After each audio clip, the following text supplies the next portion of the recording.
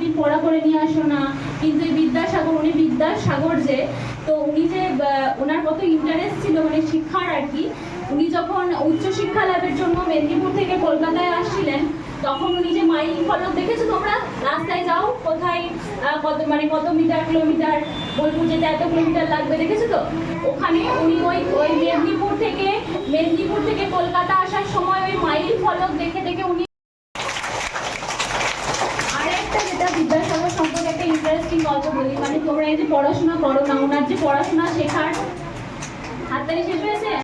আমাদের রাজ্যেই পশ্চিমবঙ্গের মেদিনীপুরের বীরসিংহ গ্রামে জন্মগ্রহণ করেছিলেন। তার ওনার বাবার নাম ছিলেন ঠাকুরদাস বন্দ্যোপাধ্যায় এবং মায়ের নাম ছিল ভগবতী দেবী। তো উনি ছোট থেকেই খুব মেধাবী ছাত্র ছিলেন এবং বাড়ির অবস্থা অত্যন্ত দরিদ্র, এবং সেজন্য কলকাতায় গিয়ে তোমরা অনেক গল্প শুনেছ হয়তো, যে ঈশ্বরের গল্প, যেখানে তিনি সারাদিন কাজ করছেন এবং সন্ধ্যাবেলায় ল্যাম্পপোস্টের আলোতে পড়াশোনা করছেন। এই কথা হয়তো তোমরা অনেকেই গল্প শুনেছ।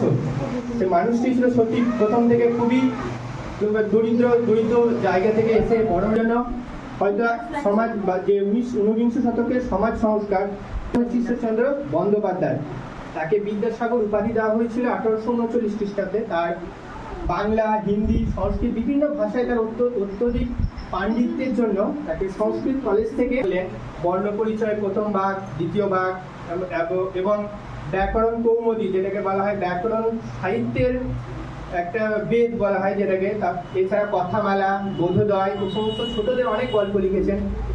তার আর একটা বড় কাজ হচ্ছে নারী ক্ষমতায়ন, নারী শিক্ষার প্রসারের ক্ষেত্রে বিদ্যাসাগর যথেষ্ট ভূমিকা পালন করেছেন। আজকে তোমাদের এই ম্যাম যে তোমাদেরকে পড়াচ্ছেন, তার জন্য বিদ্যাসাগর যথেষ্ট একটা গুরুত্ব আছে। এবং তিনি প্রথম বলেছিলেন যে নারী ক্ষমতায়ন না করলে, নারী শিক্ষা যদি প্রসার না ঘটায়, তাহলে সমাজ কখনো উন্নতি হবে না।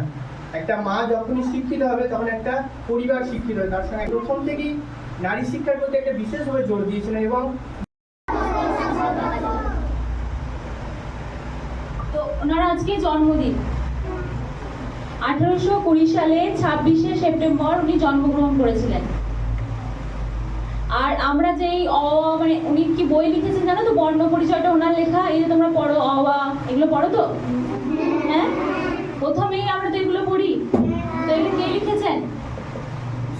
ঈশ্বরচন্দ্র বিদ্যাসাগর। মানে ঈশ্বরচন্দ্র বিদ্যাসাগর না থাকলে আমরা পরিচয়, এটা কিন্তু পুরোটাই ওনার অবদান, তাই তো? আর ওনাকে অনেকে আরো একটা নামে, যেটা উনি ভীষণ মানে দয়ার সাগর বলতেন ওনাকে, আরো মানে বিদ্যাসাগরকে অনেকে বলতেন দয়ার সাগর। তো আমি বেশি কিছু বলবো না, ঠিক আছে? মন দিয়ে